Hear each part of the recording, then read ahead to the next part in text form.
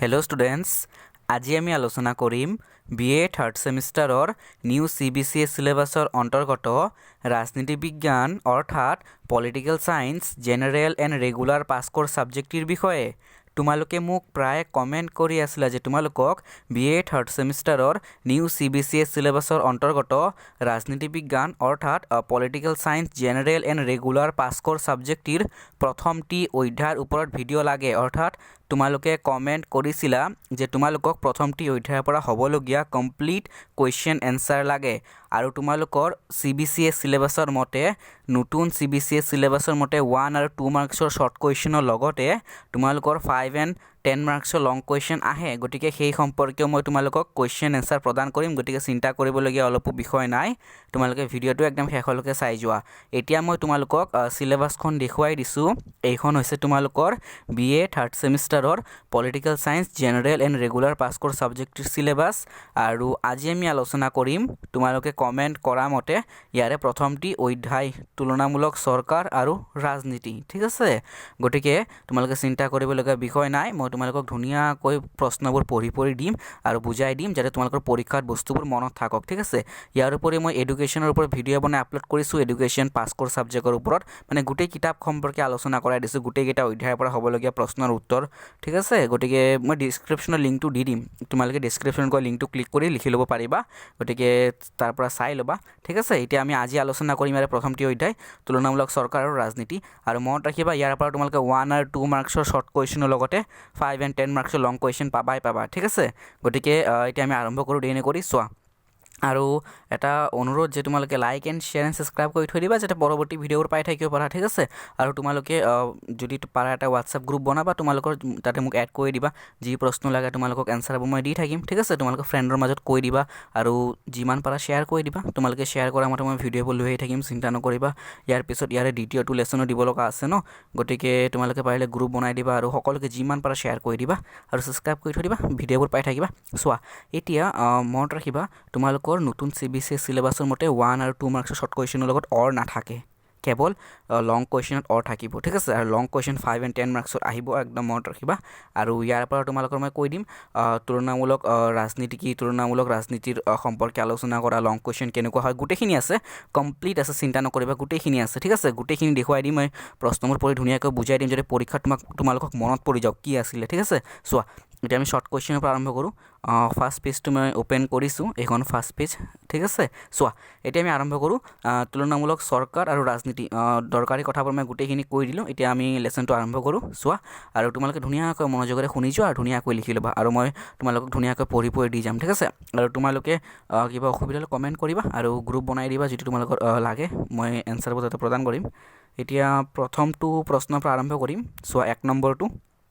কোনটো মহাসমাৰোহৰ পিছৰ কালছোৱাত, ঠিক আছে মনত ৰাখিবা, কোনটো মহাসমাৰোহৰ পিছৰ কালছোৱাত তুলনামূলক ৰাজনীতি অধ্যয়নৰ ওপৰত বিশেষ গুৰুত্ব দিয়া হৈছিলে, মনত ৰাখিবা দ্বিতীয় মহাযুদ্ধ বা মহাসমাৰ। ঠিক আছে, মনত ৰাখিবা ছেকেণ্ড ৱৰ্ল্ড ৱাৰ তাৰ পিছৰ পৰা, অৰ্থাৎ দ্বিতীয় মহাযুদ্ধৰ পিছৰ কালছোৱাত তুলনামূলক ৰাজনীতি অধ্যয়নৰ ওপৰত বিশেষ গুৰুত্ব দিয়া হৈছিলে। আৰু কৈ দিওঁ তোমালোকৰ দ্বিতীয় মহাযুদ্ধ বা মহাসমাৰ কেতিয়া হৈছিলে, 1939 চনৰ পৰা 1945 চনলৈকে। ঠিক আছে, 6 বছৰ চলিছিলে। তাৰপিছত গম পাইছাই তোমালোকে ছেকেণ্ড ইয়াৰত পাইছিলাই শীতল যুদ্ধ যুগ আৰম্ভ হৈছিলে 1945 চনৰ পিছৰ পৰা আৰম্ভ হৈছিলে 1991 চনলৈকে। ঠিক আছে, মনত ৰাখিবা, দৰকাৰী কথা আছিলে। 1 নম্বৰ প্ৰশ্নটো মই বুজাই দিলোঁ যে কোনটো মহাসমাৰৰ পিছৰ কালছোৱাত, মনত ৰাখিবা দ্বিতীয় মহাসমাৰ বা মহাযুদ্ধৰ পিছৰ কালছোৱাত। ঠিক আছে, তুলনামূলক ৰাজনীতিৰ অধ্যয়নৰ ওপৰত বিশেষ গুৰুত্ব দিয়া হৈছিলে। এতিয়া দ্বিতীয় প্ৰশ্নটো কোনে আৰু, ঠিক আছে মনত ৰাখিবা, কোনে আৰু কেইখন নগৰ ৰাষ্ট্ৰৰ সংবিধানৰ তুলনামূলক অধ্যয়ন কৰি বিপ্লৱৰ কাৰণ আৰু সেইবোৰৰ প্ৰতিৰোধৰ উপায় সম্পৰ্কে পৰামৰ্শ আগবঢ়াইছিলে, মানে গ্ৰীক ৰাজনৈতিক চিন্তাবিদ এৰিষ্টটলে। ঠিক আছে, আৰু কিমান সংখ্যা আছিলে নগৰ ৰাষ্ট্ৰৰ, মনত ৰাখিবা 158খন নগৰৰ। ঠিক আছে, ভেৰি ভেৰি ইম্পৰ্টেণ্ট, এইটো মনত ৰাখিবা। 3 নম্বৰ প্ৰশ্নটো তুলনামূলক চৰকাৰ ব্যৱস্থাৰ জনক কাক অভিহিত কৰা হয়, মনত ৰাখিবা চিন্তাবিদ এৰিষ্টটলক। ঠিক আছে, তুলনামূলক চৰকাৰ ব্যৱস্থাৰ জনক বুলি তেওঁক কোৱা হয়। এতিয়া 4 নম্বৰ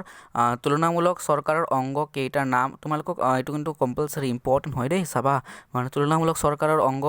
কাৰ্যপালিকা, তাৰপিছত বিধায়ী আৰু ন্যায়পালিকাৰ গঠন। অ'কে, মনত ৰাখিবা। এতিয়া 5 নম্বৰটো তুলনামূলক চৰকাৰ কাক বোলা হয় তুলনামূলক চৰকাৰৰ তাৰ তোমালোকে লং কুৱেশ্যন পাবা ইয়াৰ পৰা লং কুৱেশ্যন পাবাই এইটো 1 মাৰ্কছৰ হ'ব চোৱা আছে পিছৰবাৰ লং কুৱেশ্যন আছে চিন্তা নকৰিবা আছে তুলনামূলক চৰকাৰৰ ওপৰত প্ৰশ্ন আছে চিন্তা নকৰিবা তুলনামূলক চৰকাৰ বা ৰাজনীতি তাৰ ওপৰত প্ৰশ্ন আছে ঠিক আছে দেখা পাইছা তোমালোকে এই চোৱা তুলনামূলক ৰাজনীতি বুলিলে কি বুজা বা তুলনামূলক ৰাজনীতিয়ে কি বুজায় মই বুজাই দিম চোৱা এতিয়া আমি আহিছোঁ 1 মাৰ্কছৰ কুৱেশ্যনটো বুজাই দি আছিলোঁ ন চোৱা আমাৰ প্ৰশ্নটো আছিলে 4 নম্বৰটো হৈ গ'ল 5 নম্বৰটো আমি 5 নম্বৰটো আলোচনা কৰি আছিলোঁ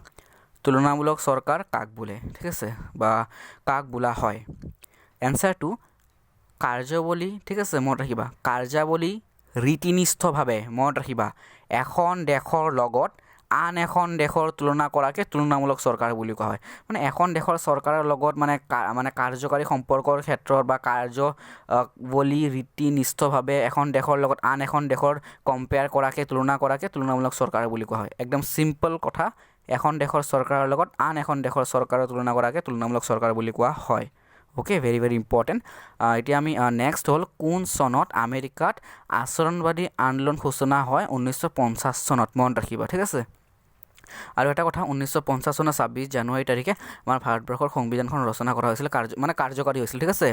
সেইকাৰণে 26 জানুৱাৰীৰ দিনটো আমি গণতন্ত্ৰ দিৱস হিচাপে পালন কৰোঁ ভেৰি ভেৰি ইম্পৰ্টেণ্ট মনত ৰাখিবা এতিয়া আমি আহিছোঁ ইয়াৰ পৰৱৰ্তী প্ৰশ্ন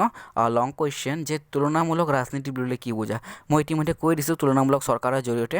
যে তুলনামূলক ৰাজনীতি হৈছে ৰাজনৈতিক তত্ত্বৰ এনেকুৱা এটা স্তৰ য'ত কি কৰা হয় মানে এখন দেশৰ ৰাজনীতিৰ লগত আন এখন দেশৰ ৰাজনীতিৰ মানে তুলনা কৰা হয় মানে দুখ গুণ যোগ্যতা আদি বিচাৰ কৰা হয় ঠিক আছে মানে তাৰপিছত যোগ্যতাৰ লগতে এখন দেশৰ ৰাজনীতিৰ লগত আন এখন দেশৰ ৰাজনীতিৰ সংগঠন প্ৰক্ৰিয়া পাৰস্পৰিক সম্পৰ্ক ভিন্নতা গোটেইখিনি ভেদাভেদ গোটেইখিনি আচৰণ তাৰপিছত ব্যৱস্থাপনা পদ্ধতি গোটেইখিনি এখন দেশৰ ৰাজনীতিৰ লগত আন এখন দেশৰ ৰাজনীতি তুলনা কৰা হয় মনত ৰাখিবা এইটোৱে হৈছে মানে মূল সাৰমৰ্ম হয় তুলনামূলক ৰাজনীতিৰ ঠিক আছে তোমালোকৰ লং কুৱেশ্যন হ'ব এইটো এতিয়া আমি নেক্সট পৰৱৰ্তী প্ৰশ্নলৈ যাম পৰৱৰ্তী প্ৰশ্ন যে পৰম্পৰাগত পদ্ধতি বা প্ৰাচীন পদ্ধতিৰ সীমাবদ্ধতাৰ বিষয়ে চমুকৈ লিখা তোমালোকৰ এইটো কিন্তু 1 মাৰ্কছৰ এটা শৰ্ট কুৱেশ্যন এইদৰে আহিব যে তুলনামূলক মানে পৰম্পৰাগত পদ্ধতিৰ বা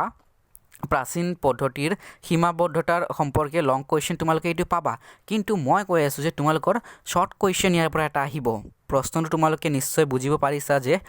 পৰম্পৰাগত পদ্ধতিক কি নামেৰে জনা যায় 1 মাৰ্কছৰ শৰ্ট কুৱেশ্যন প্ৰাচীন পদ্ধতি নামেৰে জনা যায় ঠিক আছে মনত ৰাখিবা পৰম্পৰাগত পদ্ধতি কাৰণ কি নামেৰে জনা যায় প্ৰাচীন পদ্ধতি নামেৰে আৰু ইয়াৰে প্ৰশ্নটো এতিয়া আমি আলোচনা কৰিম সীমাবদ্ধতা মানে হৈছে লিমিটেশনস ঠিক আছে লিমিটেশনস মানে কিমানলৈকে সীমাবদ্ধ হৈ থাকিব পৰম্পৰাগত পদ্ধতি বা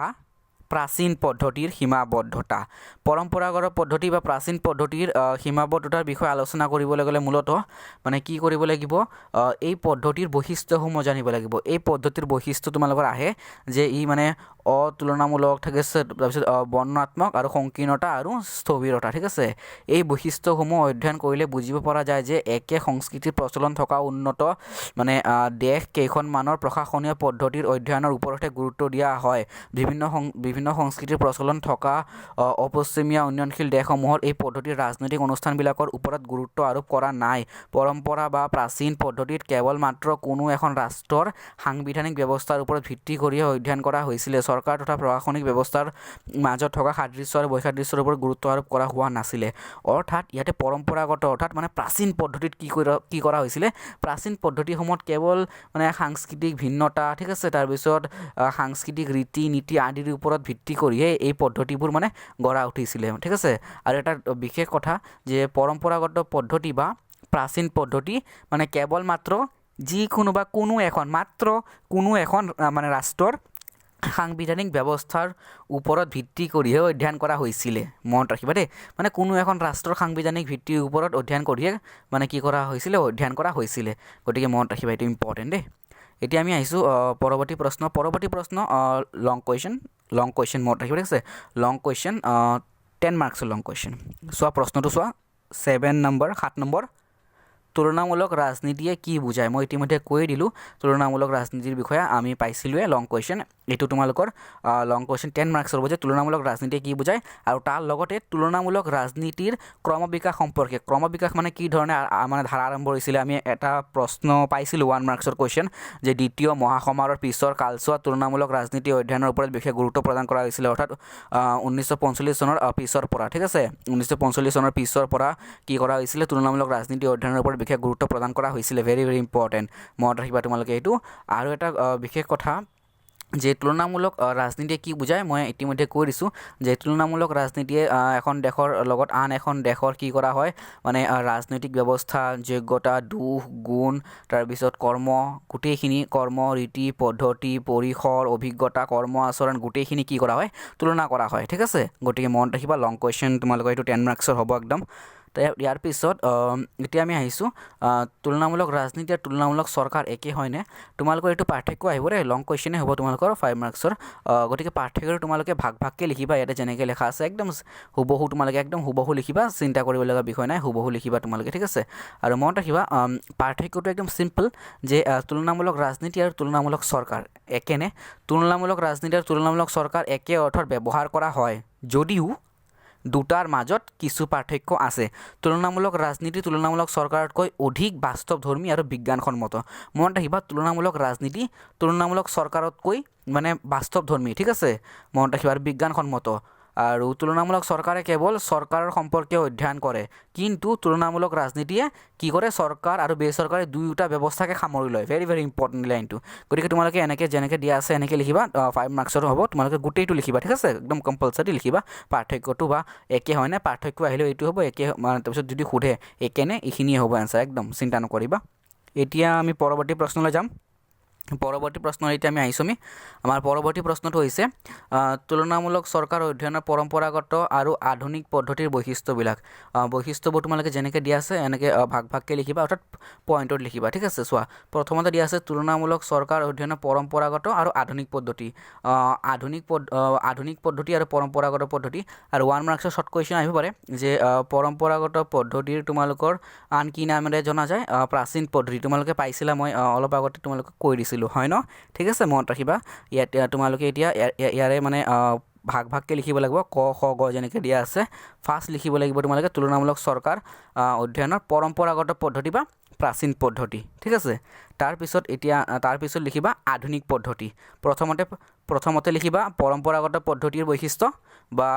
প্ৰাচীন পদ্ধতিৰ বৈশিষ্ট্য ঠিক আছে পৰম্পৰাগত পদ্ধতিক প্ৰাচীন পদ্ধতি বুলি কোৱা হয় তাৰপিছত লিখিবা আধুনিক পদ্ধতি তুলনামূলক চৰকাৰ অধ্যয়নৰ আধুনিক পদ্ধতিৰ বৈশিষ্ট্য ঠিক আছে চোৱা বৈশিষ্ট্যবোৰ এইদৰে যেনেকৈ দিয়া আছে এনেকৈ লিখিবা তোমালোকৰ লং কুৱেশ্যন হ'ব এইটো তাৰপিছত আমি পৰৱৰ্তী প্ৰশ্নলৈ আহিম পৰৱৰ্তী প্ৰশ্ন ইতিমধ্যে মই সামৰাই দিলোঁ আমাৰ এইটোৱে লাষ্ট প্ৰশ্ন আছিলে গতিকে লং কুৱেশ্যনবোৰ আমাৰ সামৰণি হ'ল গতিকে তোমালোকে ধুনীয়াকৈ চাই লিখি ল'বা ঠিক আছে এইটো আধুনিক পদ্ধতি আছিলে তুলনামূলক চৰকাৰ অধ্যয়নৰ আধুনিক পদ্ধতি ঠিক আছে ইয়াৰ পিছত মই তোমালোকক দ্বিতীয় অধ্যায়টো অতি সোনকালে মই আপলোড কৰিম চিন্তা নকৰিবা ঠিক আছে গতিকে তোমালোকে লাইক এণ্ড শ্বেয়াৰ ছাবস্ক্ৰাইব কৰি থৈ দিবা চিন্তা নকৰিবা অলপ মই ইয়াৰ পিছত দ্বিতীয় অধ্যায়টো অতি সোনকালে আপলোড কৰিম আৰু তোমালোকে যদি গ্ৰুপ বনাই দিবা তোমালোকৰ সুবিধাৰ কাৰণে আৰু কমেণ্ট কৰিবা কিবা অসুবিধা হ'লে ঠিক আছে আৰু সকলোৱে লাইক এণ্ড শ্বেয়াৰ ছাবস্ক্ৰাইব কৰি থৈ দিবা যাতে পৰৱৰ্তী ভিডিঅ'বোৰ পাই থাকিব পৰা মই ডিছক্ৰিপশ্যনত এডুকেশ্যনৰ মানে লিংকটো দি দিম গোটেই কিতাপৰ প্ৰশ্ন উত্তৰ আছে লিংকটো এডুকেশ্যনৰ ডিছক্ৰিপশ্যনত পাই যাবা তোমালোকে তাৰ পৰা চাই ধুনীয়াকৈ লিখি ল'ব পাৰিবা গতিকে ভিডিঅ'টো চোৱাৰ কাৰণে যথেষ্ট ধন্যবাদ মই দ্বিতীয় লেচনটো আপলোড কৰিম অতি সোনকালে তোমালোকে ছাবস্ক্ৰাইব লাইক সকলোকে শ্বেয়াৰ কৰি দিবা ঠিক আছে